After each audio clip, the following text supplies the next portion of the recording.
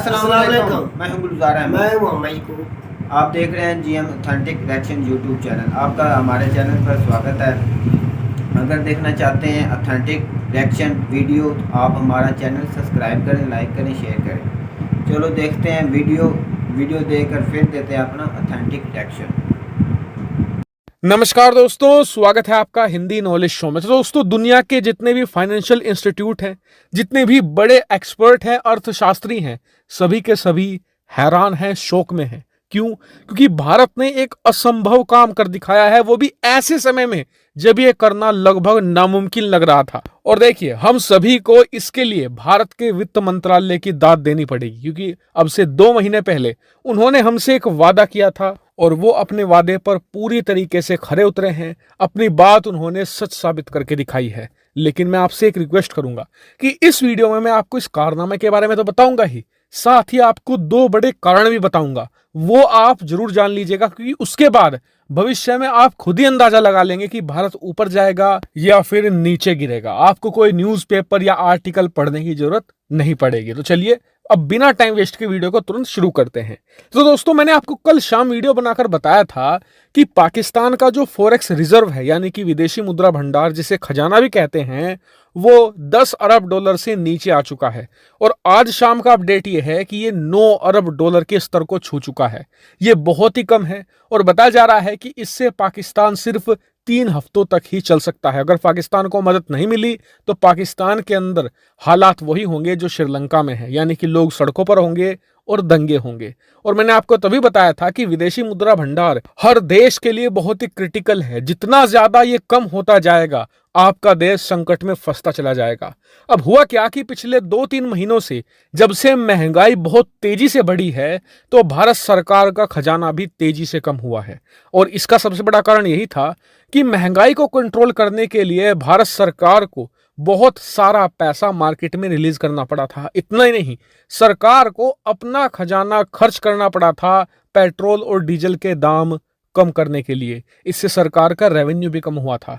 ऐसे में जितने भी फाइनेंशियल इंस्टीट्यूट थे, जितने भी अर्थशास्त्री थे, सब यही कह रहे थे कि भारत का फॉरेक्स रिजर्व, यानी कि जो खजाना है, जो पिछले हफ्ते 590 अरब डॉलर था, वो इससे कम से कम 15 से लेकर 20 अरब डॉलर गिर जाएगा। ऐसे में लिटरली किसी ने भी नहीं कहा था कि भारत का खजाना 1 रुपया भी बढ़ेगा। लेकिन आप जानकर हैरान रह जाएंगे कि भारत का खजाना फिर से 590 अरब डॉलर से उठकर 600 अरब डॉलर को पार कर चुका है। और आज भारत का खजाना 601 अरब डॉलर 363 मिलियन डॉलर पर पहुंच चुका है। और यकीन मानिए, पूरी दुनिया में इसे भारत की एक बड़ी जीत के तौर पर देखा जा रहा है और इसे भारत की एक मजबूत अर्थव्यवस्था के प्रतीक के तौर पर भी देखा जा रहा है। क्योंकि जब पूरी दुनिया आपके खिलाफ हो, एक भी आदमी ये कहने को तैयार ना हो कि आप 1 रुपया भी नहीं बढ़ोगे, तब आप अपने खजाने को सीधा 600 के पार ले जाएं। ये बहुत बड़ी उपलब्धि है। वहीं आपको एक और मजेदार बात बताता हूं कि भारत के विदेशी मुद्रा भंडार में ना, जो हमारा गोल्ड है, यानी कि जो सोना पड़ा हुआ है, वो भी बढ़ा है करीबन 94 मिलियन डॉलर। और अब हमारे पास, सिर्फ गोल्ड की बात करूं तो करीबन 41 अरब डॉलर का सोना पड़ा हुआ है, जो भारत सरकार के पास है। भारतीय जनता का तो मैं जोड़ भी नहीं रहा हूं, सिर्फ भारत सरकार के पास 41 अरब डॉलर का सोना पड़ा हुआ है। यह कितनी बड़ी रकम है। नेपाल, भूटान की अगर आप सारी अर्थव्यवस्था को जोड़ लोगे ना, वो भी इससे छोटा पड़ जाएगा। ये इतना ज्यादा सोना है। इतना ही नहीं, जापान का जो टोटल रक्षा बजट है, जापान जितना तीनों सेनाओं पर खर्च करता है, लगभग उसके बराबर हमारे पास सिर्फ सोना पड़ा हुआ है। सोचिए, भारत कितनी तेजी से ग्रो कर रहा है। अब आप कहेंगे कि ये खजाना बढ़ा तो है, ऐसे मुश्किल समय में बढ़ा है, लेकिन इसके पीछे कारण क्या है? तो कारण है 2। पहला कारण यह है कि भारत के एक्सपोर्ट बढ़े हैं। कल मैंने आपको वीडियो बनाकर बताया था कि भारत का जो मई महीने का एक्सपोर्ट था ना, वो 37 अरब डॉलर को क्रॉस कर चुका है। 1 महीने में ही हमने 37 अरब डॉलर का सामान दुनिया भर को बेच दिया है। पहला कारण तो वो है। दूसरा, जो वीट का एक्सपोर्ट है, यानी कि अनाज का एक्सपोर्ट, वो भी हमारा बढ़ रहा है। तीसरा मेन सबसे बड़ा कारण है, जो विदेशी निवेशक हैं वो दोबारा फिर से भारत के शेयर मार्केट में पैसा लगा रहे हैं। और इसका प्रोसेस कुछ ऐसा होता है कि मान लीजिए अमेरिका का एक बहुत ज्यादा बड़ा बिजनेसमैन है, वो भारत की किसी कंपनी में निवेश करना चाहता है, तो वो भारत आएगा, भारत सरकार को डॉलर देगा, $1 बिलियन, $2 बिलियन। उसके बदले भारत सरकार डॉलर रख लेगी, उसे भारतीय रुपया देगी, फिर वो भारतीय रुपये से शेयर मार्केट में किसी भी भारतीय कंपनी के शेयर खरीद लेगा। कुछ इस तरीके का प्रोसेस होता है, इस वजह से भी भारत का खजाना बढ़ रहा है। वहीं आपको एक बात याद होगी कि 1 महीने पहले मैंने आपको खबर देकर बताया था कि भारतीय वित्त मंत्रालय ने कहा है कि वो भारत का खजाना $600 अरब के आसपास ही बनाए रखेंगे, चाहे कितनी भी मुश्किल परिस्थिति क्यों ना हो। और वो अपनी बात पर खरे उतरे हैं और उन्होंने अपना वादा निभाया है। हालांकि इस पूरी खबर पर आपका क्या मानना है, कमेंट करके जरूर बताएगा। फिलहाल इस वीडियो में इतना ही। Thank you very much for watching video. क्या क्या बोले हम भाई मैं तो ये हिसाब लगाया है कि पूरे ओवरऑल जो कोरोना के 22 भी जो बात कर रहे थे ना, मतलब है कि मुश्किल हालात में डॉलर की कीमत ऊपर गई है, हर आने को जाए और अपनी इकोनॉमी को हर मुल्क में महंगाई हुई है और करेंसी उनकी लूज हुई है। जो इंडिया है उसने बहुत ही अक्लमंदी से अपनी करेंसी को स्टेबल रखा है और नीचे गिरने नहीं दिया। इसका ये इसके पास गुलजार देख ले कितनी चीजें हैं जो बाहर की कंट्री को बेचते हैं, ठीक है ना, फिर मतलब है खरीदने के बजाय वो बेचते हैं। भाई हम ज्यादातर चीजें जो बाहर की कंट्री से लेते हैं, भाई हम हमारा तो देते हमारे बहुत तो कोई ज्यादा, हम चीज कम देते हैं। इधर पाकिस्तान में तो अवेलेबल है, नहीं काफी चीजें हैं जो हम बाहर भी बेचते हैं, लेकिन इतना पैसा भाई वो इंडिया कितनी कंट्री से देख ले, सबसे ज्यादा देख ले सोना। भाई उनके पास तो इतना सोना होने के बात बाद कर रहे थे कि भूटान और नेपाल की जितना बजट है उनका दिफा के ऊपर या उनका बजट नहीं, वो तो दिफा का जापान का दिफा उतना बजट जो है ना नेपाल और भूटान का, उस पर हमारे पास सोना पड़ा है। तो अल्लाह ना करे कोई ऐसी मतलब इंडिया के ऊपर कोई मतलब इकोनॉमी नीचे आती है, मतलब जोरों से नीचे आती है, तो उनके पास इतना सोना पड़ा हुआ है, ऐसे हो ही नहीं सकता अभी इतना नीचे आएंगे। मुश्किल घड़ी में का इस तरह नहीं, उन्होंने अपनी इकोनॉमी को ऊपर मतलब पूछ दिया है, वो ऊपर ही चलेगी।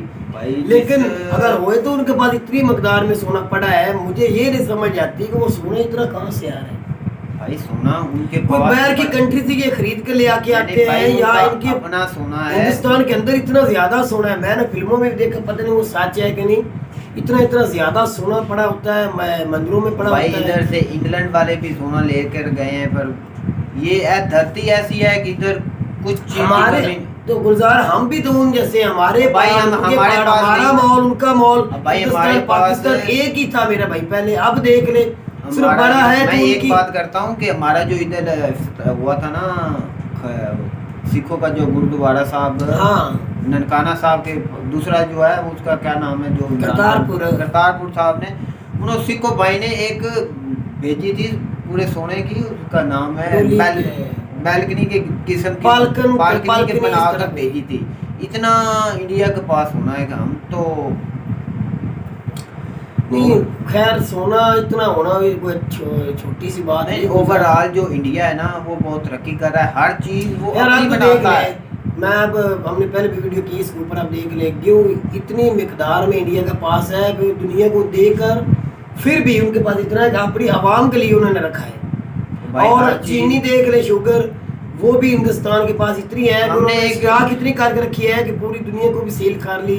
उनके साथ ओवरऑल उन्होंने अपना हिसाब लगाकर अपने मुल्क की उन्होंने एवरेज निकाली कि इतना हमें इस्तेमाल हो जाएगी शुगर हमारे मुल्क। तो अभी उनके पास इतनी है कि आज करने से गन्ने के दोबारा शुगर मिलों में आने से पहले पूरा टोटल लगाया, उसने पूरा टोटल इंडिया वालों ने किया है कि हमने इतना मुमालिक में हमारे अगली जो आनी है ना हमारे खेत वो तो इस्तेमाल होगी, तो उसके बाद उन्होंने अपनी जब खत्म होने से पहले उनका दोबारा गन्ना तैयार हो जाना, तो फिर दूसरी उन्होंने और चावल मिकदार उन्होंने फिर वो चावल गुलजार देख ले आप उनके, वो भी इतनी मिकदार में दुनिया में सेल है भाई। तकरीबन ओवरऑल हर चीज जो भी है ना हिंदुस्तान के अंदर आजकल वो दुनिया की मंडी लगी हुई है, एक किस्म की वो हिंदुस्तान दुनिया की मंडी बनी हुई है भाई। सारी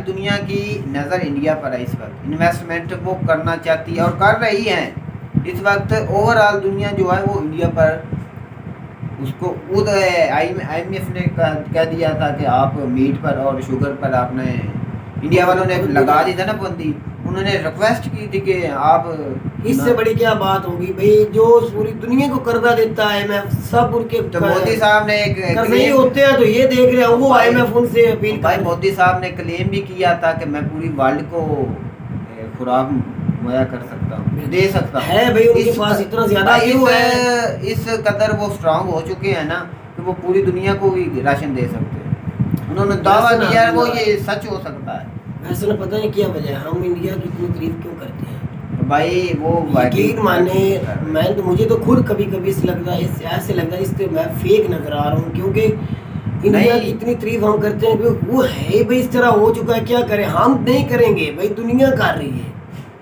दुनिया हमारी जिस तरह श्रीलंका की वो मदद कर रहा है, जिस तरह अफगानिस्तान की हिंदुस्तान मदद कर रहे हैं भाई, श्रीलंका के में मुश्किल हालात में इंडिया ने बहुत मदद की है। अफगानिस्तान को देख ला, इतनी बड़ी तादाद में क्यों उन्होंने दिया है, इतनी बड़ी बड़ी दवाई जो महंगी इस दौर में महंगी है, सबसे ज्यादा महंगी हमारी मुल्क, इसलिए वो तालिबान भाई, इसलिए तालिबान वो पाकिस्तान को छोड़कर इंडिया की तारीफ कर रहे हैं। तालिबान को नहीं उन्होंने दिया, उन तालिबानों की मदद नहीं की। करंट हुकूमत जो तालिबानों की अफगानिस्तान में है, इस वक्त भी अफगानी अवाम है ना उनकी मदद की है भाई। इस वक्त जो तालिबान हुकूमत के खिलाफ है। मेरी तो सुने, तालिबान ने खुद बोला है कि हम इंडिया से बातचीत करना चाहते हैं। यार वो तो हुकूमत में आए हैं, सब कंट्री के साथ अच्छी तल्लुकात रखना चाहेंगे, लेकिन मैं कहता हूँ जो मदद की है हिंदुस्तान ने, वो अफगानिस्तान की अवाम की मदद की है, हुकूमत की तो अफगानिस्तान की है ना भाई।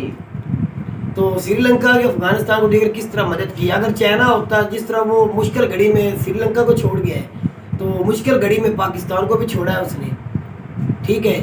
इस मुश्किल की घड़ी से हमें चाइना चाहे तो निकाल सकता है, उनके पास इतना पैसा है कि पाकिस्तान के कर्जा उतार के हमारी इकोनॉमी स्ट्रॉन्ग भी कर सकते हैं, लेकिन वो करेंगे नहीं। मुश्किल घड़ी में हमारे साथ वो नहीं आ रहे भाई। ओवरऑल जो इंडिया, पता नहीं ये कैसी दोस्ती है, समंदर से डूंगी है, शहर से मीठी है। पाकिस्तान जितना जोर चाइना पर दे रहा है ना, इतना जोर वो इंडिया का आधा ही दे तो इंडिया वालों से हम नजदीक हैं।